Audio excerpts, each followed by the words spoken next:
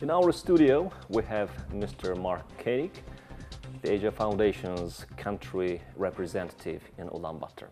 So thank you, Mr. Mark, for joining us. Thank you for having me. The main topic of our interview is waste and waste management, of course, but I think we should give our viewers a general idea about your organization and projects and programs that are implemented by Asia Foundation in Mongolia. Sure. Well, thank you for the opportunity. The Asia Foundation was one of the first international nonprofit organizations to come to Mongolia after the change to democracy. So we've had a resident program here since 1993. And right now we have three pillars of our work. One is good governance.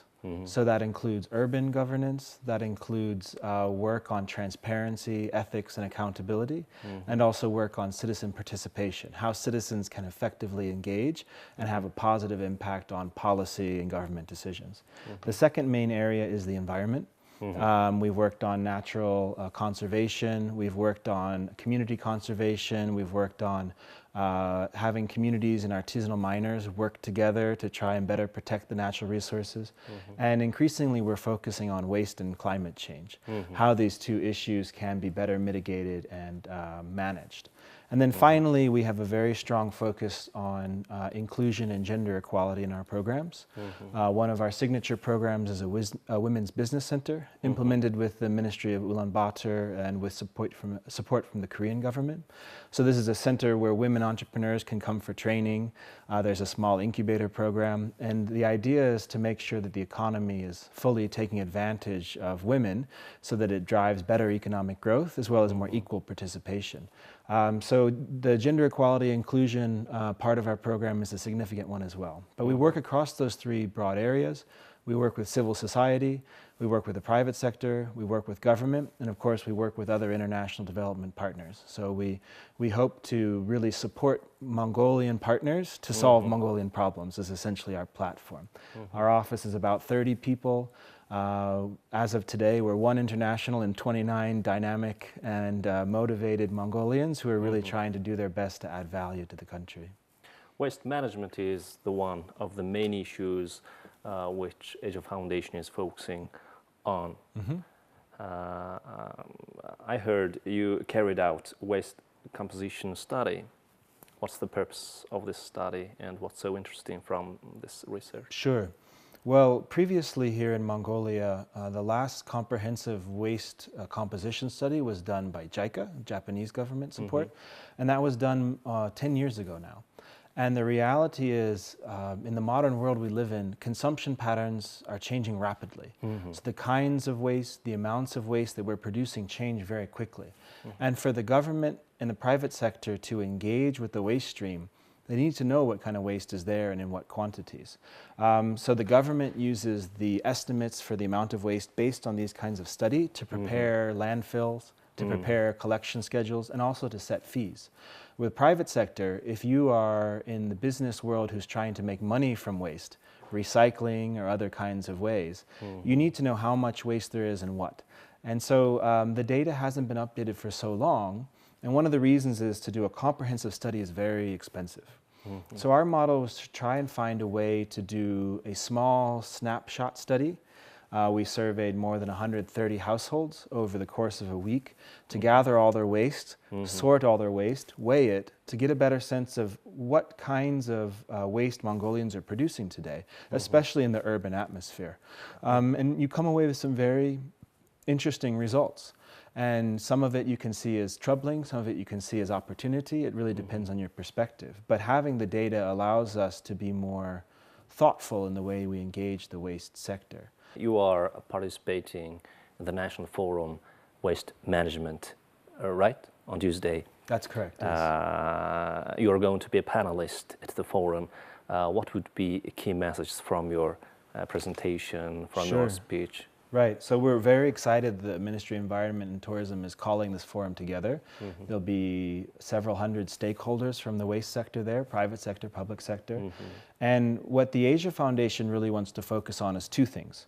One is the nexus between the public and private sector. And the concept that we call extended producer responsibility, we don't call it, it's called extended producer responsibility. It's one of the major ideas driving innovations in the waste sector these days.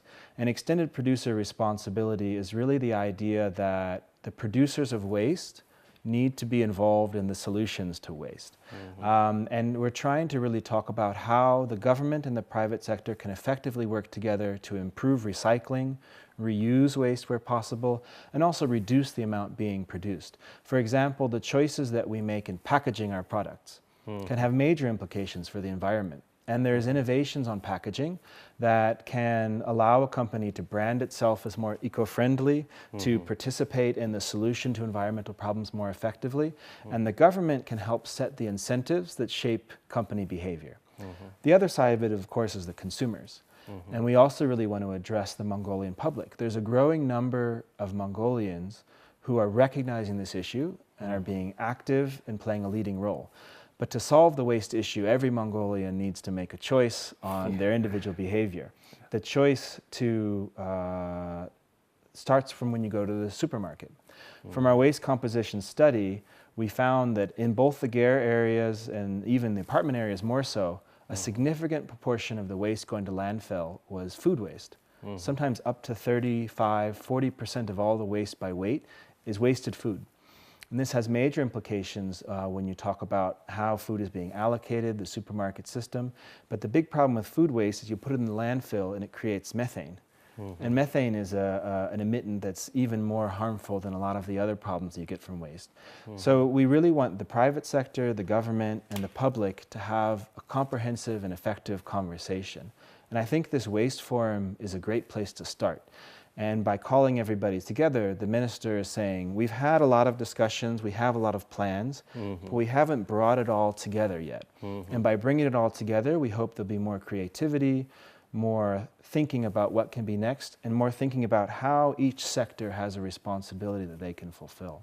In your opinion, what should we do to live more eco-friendly? Maybe we should look back at our lifestyle and we should change our attitudes towards our consumption and waste, etc. I mean, it's a global issue, but I think sometimes in a country that's experienced significant growth, like Mongolia has, if you look over the long arc, over 10 years, the idea that consumption is related to success is socially ingrained. And we don't always think about the implications. And so I think the first thing we can do is promote conversations about waste. In our office at the Asia Foundation, we've started this. And through these conversations, I realized some of my own patterns of behavior. Whereas before I might throw away a few days old vegetable and just toss it in the bin.